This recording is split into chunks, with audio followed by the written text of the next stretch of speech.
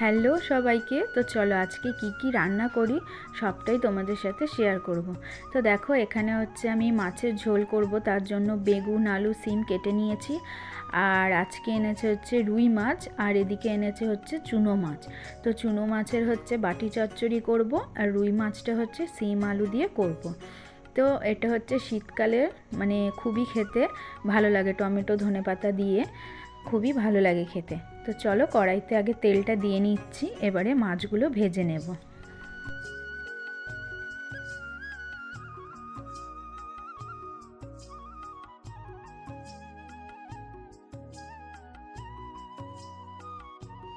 তো ওদিকে কিন্তু মাছগুলো ভাজা বসিয়ে দিয়েছি, আর বাইরে কিন্তু আমি ভাতটা করে নিই।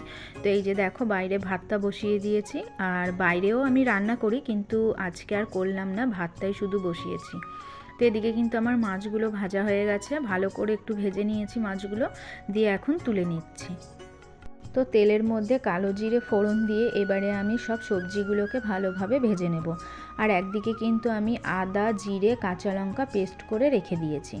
আর এটাই হচ্ছে আদা জিরে কাঁচা লঙ্কা, এটাই দেব, আর কিচ্ছু দেব না। এই দিয়েই মাছের পাতলা ঝোল খেতে কিন্তু খুবই ভালো লাগে। তোমরাও একবার ট্রাই করে দেখবে খেয়ে যে কেমন লাগে খেতে। তো সবজিগুলো দিয়ে তারপরে আমি একটু নুন আর হলুদ দিয়ে এবারে ভালোভাবে ভেজে নেব। তারপরে কিন্তু এর মধ্যে মশলাটা আমি দিয়ে দেবো। দেখো ভালোভাবে ভাজা হয়ে গেছে, আর বেগুনটা যদি আমি আলাদা ভেজে তুলে রাখতাম তাহলে আরও ভালো হতো, কিন্তু বেগুনটা ভাজা হয়ে গেছে, লাস্টে কিন্তু বেগুন দেখাই যাবে না। তো যাই হোক, আমি আর অত ঝামেলা না করে বেগুনটাও তার সাথেই দিয়ে দিয়েছি। তো এবারে কিন্তু আমি মশলাটা দিয়ে তার মধ্যে হচ্ছে হলুদ গুঁড়ো লঙ্কার গুঁড়ো দিয়ে মশলাটা ভালোভাবে কষিয়ে নেব। আর জানো তো এই তরকারিটা যদি আমার দিদা রান্না করতো তাহলে কিন্তু আমার দিদা বেগুনগুলো আগে ভেজে তুলে রাখতো, কারণ দিদা যাই রান্না করুক না কেন মানে অনেক ধৈর্য ধরে করে। আর আমি ভাবি যে একবার বেগুন ভেজে তুলবো আবার সবজি ভাজবো, তো যার জন্য আমি বেগুনগুলো একসাথে দিয়ে দিয়েছিলাম, কিন্তু যখন লাস্টে তরকারিটা খাই আমি কিন্তু বেগুন একটাও দেখতেই পাইনি।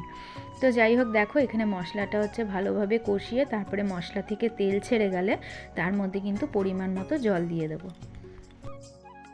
তো দেখো মশলাটা এখানে ভালোভাবে কষিয়ে নিয়েছি, এবার কিন্তু আমি পরিমাণ মতো জল দিয়ে দিচ্ছি।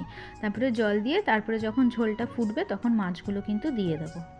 তো একদমই কিন্তু সহজ রান্না এটা, মানে এরকম করে মাছের ঝোল খেতে আমার খুবই ভালো লাগে। আর এই রান্না মানে আমি যত রান্না শিখেছি আমার দিদার কাছ থেকেই কিন্তু শিখেছি। আর এই দিকে দেখো বসিয়ে দিয়েছি মাছের ঝালের জন্য, এদিকে কড়াইতে তেল দিয়ে দিয়েছি, আর ফোড়নে কিন্তু রাঁধুনি ফোড়ন দিয়েছি। এর মধ্যে ছোট ছোট আলুগুলো কুচিয়ে রেখেছি, সেগুলো হালকা করে ভেজে নেব। না ভাজলেও হতো, কিন্তু এখানে আমি একটু ভেজে নিচ্ছি। আর একদিকে কিন্তু আমি মাছগুলোকে ভালোভাবে কি দিয়ে মাখছি দেখো। তো এই দেখো আমি এদিকে মাছের মধ্যে কিন্তু পেঁয়াজ কুচি টমেটো কুচি জিরের গুঁড়ো হলুদ গুঁড়ো আর হচ্ছে সর্ষের তেল দিয়ে নুন দিয়ে ভালোভাবে কিন্তু মাছটাকে মেখে নিচ্ছি। মেখে তারপরে আলুগুলো একটু ভাজা হয়ে গেলে তার মধ্যে কিন্তু মাছটা দিয়ে হালকা নেড়ে চেড়ে দিয়ে তারপরে জল দিয়ে ঢাকা দিয়ে দেবো। তো এরকমভাবেই কিন্তু আমরা বাটি চচ্চড়ি করি, তার মধ্যে কটা চেরা কাঁচা লঙ্কাও দেবো। খেতে কিন্তু দুর্দান্ত হয়, খুবই খুবই টেস্টি হয় খেতে।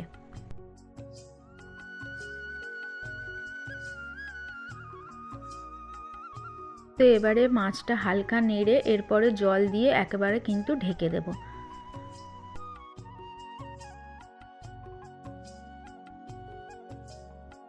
তো আর একদিকে দেখো আমার মাছের ঝোল কিন্তু হয়ে গেছে, এবারে আমি নামিয়ে নেব।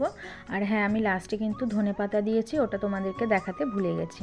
আর লাস্টে করেছিলাম বকফুলের বড়া, যেটা আমার ননদ পাঠিয়েছিল।